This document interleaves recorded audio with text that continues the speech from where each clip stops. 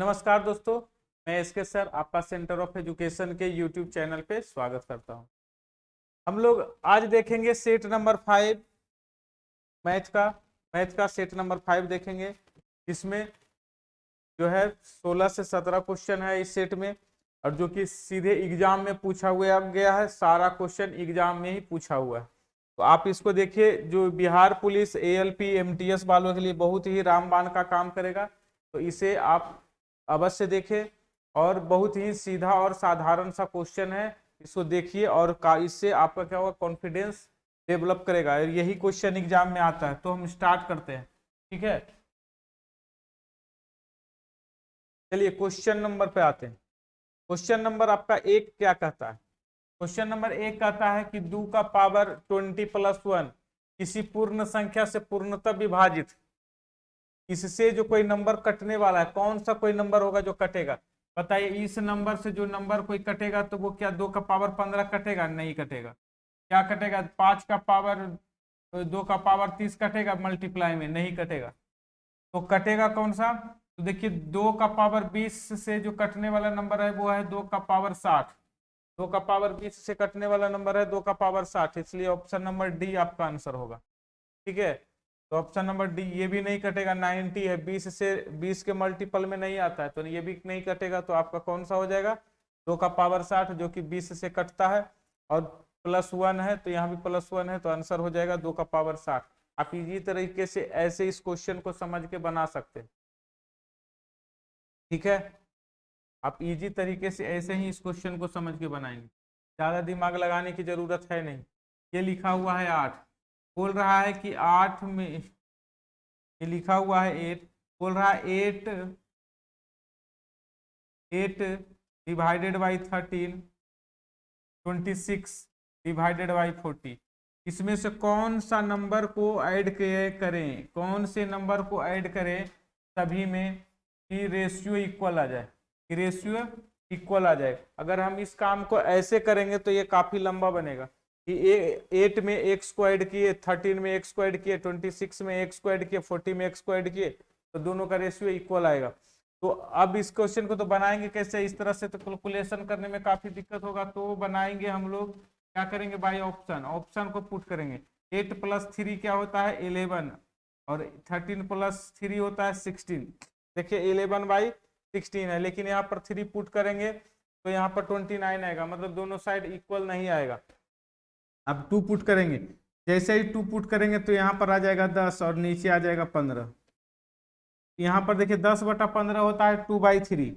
इसी तरह से यहाँ पर 26 में से 2 ऐड करेंगे 28, और 40 में से 2 ऐड करेंगे तो 42, और ये भी देखिए कट के आ जाएगा आपका 14 दूना 28, 14 तिया 42, और ये भी कट जाएगा आपका 2:3 में।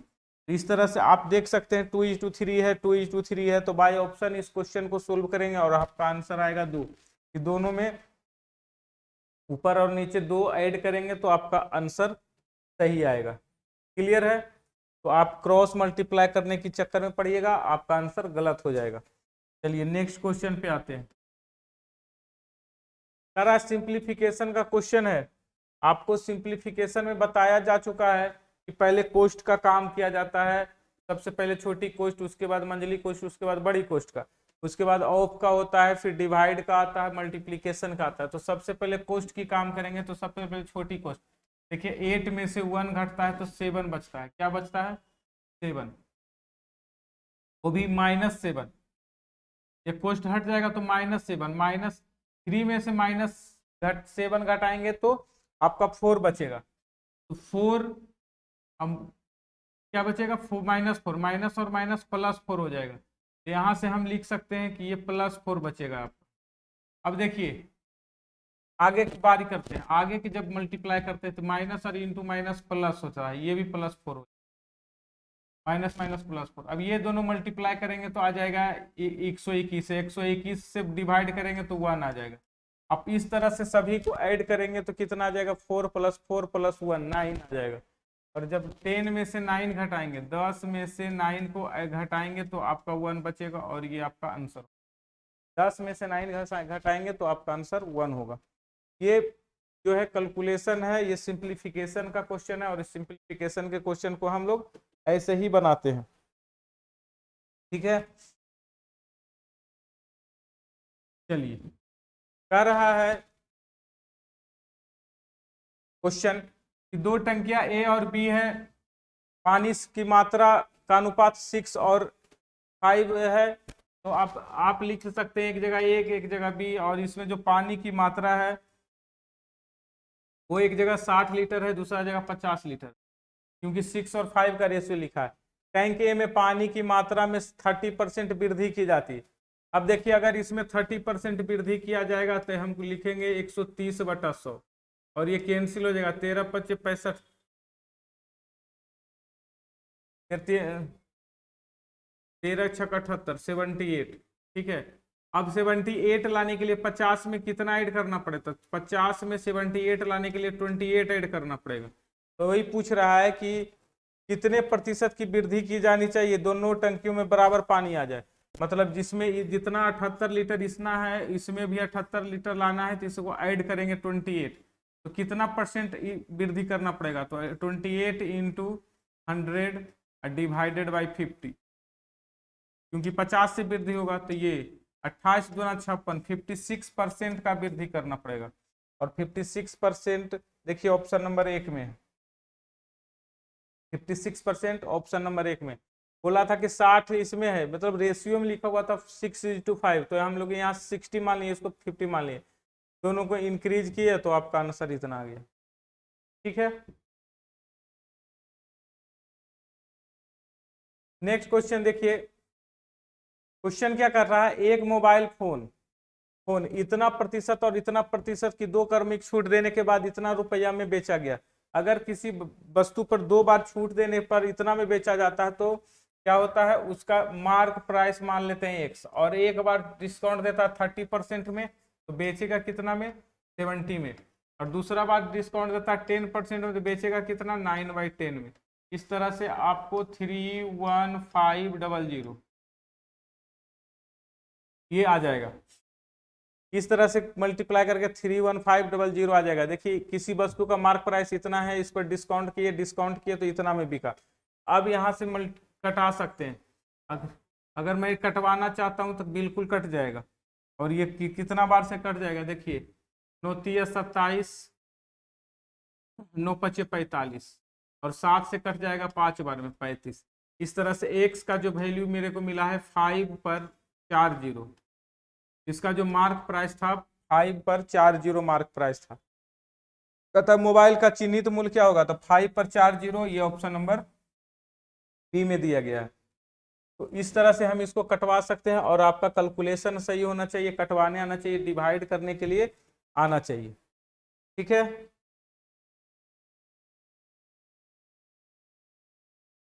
आपको डिवाइड करने के लिए आना चाहिए। चलिए नेक्स्ट क्वेश्चन।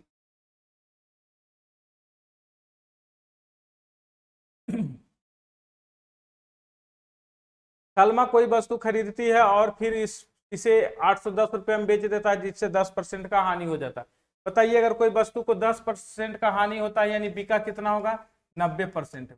90% का वैल्यू दिया हुआ है इतना, तो 1% का वैल्यू की बात करेंगे तो 0 से 0 कैंसिल हो जाएगा, और ये 9 से 9 कैंसिल होगा, 1% का वैल्यू हो जाएगा 9।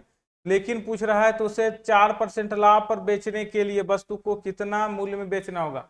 अगर किसी वस्तु को 4% लाभ, 5% लाभ में बेचना है तो उसको 100 से ऊपर परसेंट में बेचना होगा।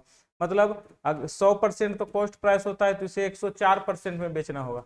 100, इसलिए हमारा सेल प्राइस जो होगा मेरा 104% होगा, और 104% का मतलब होता है 9 × 104, और हमारा आ जाएगा 936, 9×4 = 36, 936, 936 ऑप्शन नंबर बी। कैलकुलेट करेंगे, मल्टीप्लाई करेंगे 9 से तो आ जाएगा 9×4 = 36, और 936 आपका यही आंसर होगा। तो दिक्कत? चलिए नेक्स्ट क्वेश्चन पे आते हैं। कहता 320 रुपया की राशि जो है बढ़कर हो जाता है 405 रुपया, और ब्याज की गणना जो है आपका 12.5%। 12.5% तो आप लोग समझेंगे कि होता है 12.5% का मतलब, इसका जो मतलब होता है 1/8 होता है। क्या होता है? 1/8। इंक्रीज करेंगे तो 9/8 हो जाएगा। तो अब हम समझेंगे कि कह रहा है पहले इसका रेट 320 था, और इसको इंक्रीज करने के बाद हम लोग कर दिए 9/8।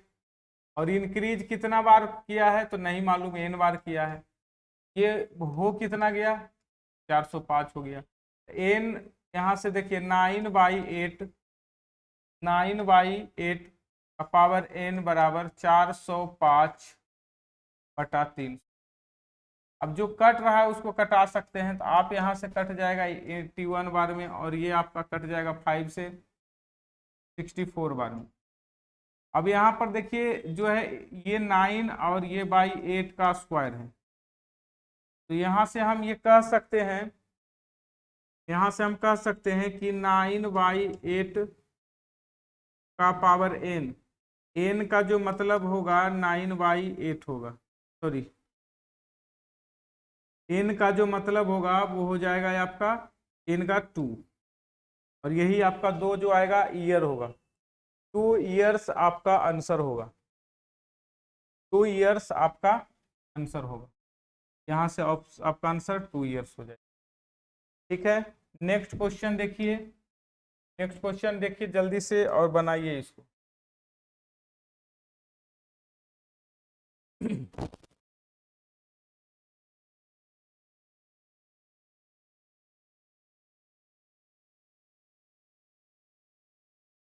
देखिए, किसी खिलाड़ी का 15 पारियों का एक निश्चित औसत है।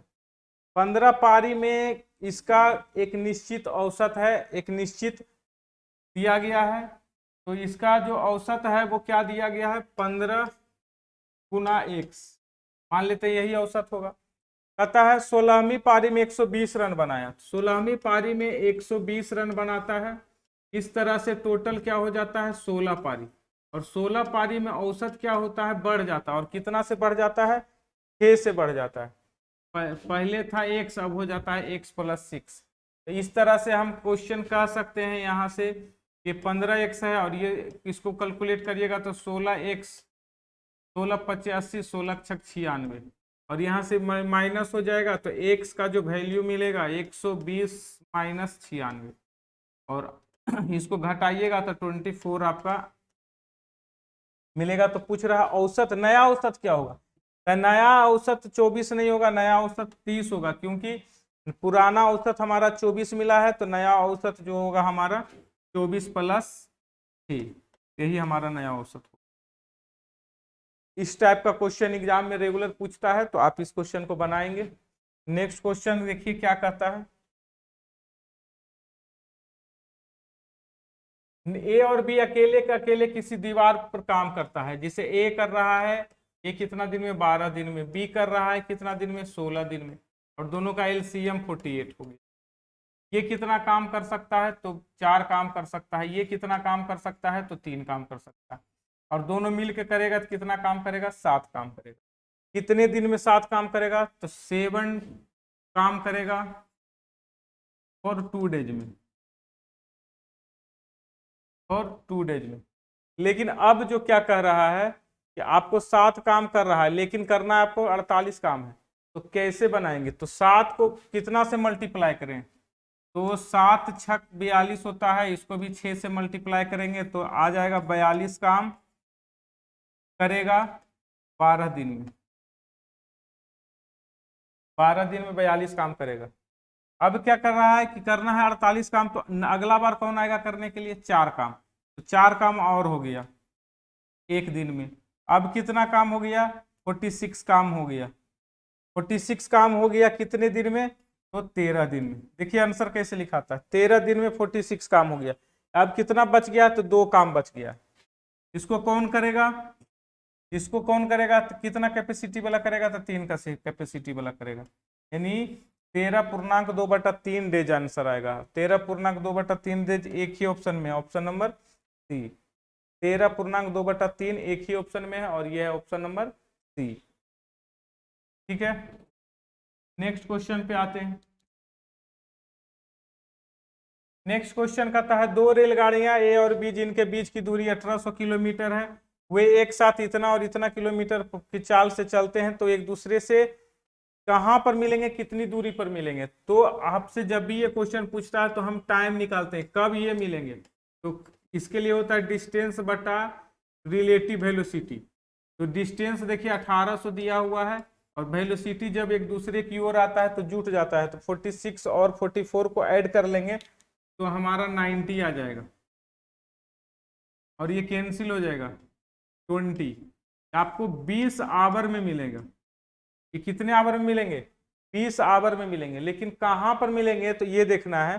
तो आपसे पूछ रहा है 900 किलोमीटर फ्रॉम स्टेशन बी या कहाँ से, तो 20 किलोमीटर पर आवर अगर हम चलेंगे तो हमारा समझिएगा, अगर हमारा स्पीड 44 का है और 44 किलोमीटर पर आवर है, तो हम अगर ए से चलते हैं तो हम कितना डिस्टेंस कर पाएंगे, तो 20 इंटू 44 कर पाएंगे और ये हम 880 चल पाएंगे। लेकिन हम अगर बात करें बी से तो 20 इंटू 46 चलेंगे तो आ जाएगा 92, 920 चलेंगे। तो अगर हमसे पूछेगा ए से कितना डिस्टेंस पर, तो 880 और बी से कितना डिस्टेंस पर, तो 910। यही आंसर होगा। डिस्टेंस पूछा है तो यही हमारा आंसर होगा। क्लियर है, यही हमारा आंसर होगा। आगे देखिए, देखिए ए एक्स प्लस बी वाई का फैक्टर क्या है। ए एक्स बी वाई देखना है इसमें से है किस में। तो यहाँ पर देखिए ये किसी का होल स्क्वायर नहीं है, ये है किसी का होल स्क्वायर। तो ये है किसका होल स्क्वायर, तो ए एक्स प्लस बी वाई का होल स्क्वायर है। ए एक्स प्लस बी वाई का होल स्क्वायर ये दिया गया है। तो ये ए एक्स प्लस बी वाई का होल स्क्वायर है, इसका मतलब इस ये जो है इसका फैक्टर होगा, यानी ऑप्शन नंबर बी हमारा आंसर होगा। ऑप्शन नंबर बी हमारा आंसर होगा। ठीक है, इस तरह से और भी क्वेश्चन का वीडियो आपको लेकर आते हैं नेक्स्ट क्लास में। आप चैनल को सब्सक्राइब कर दीजिए। बहुत बहुत धन्यवाद।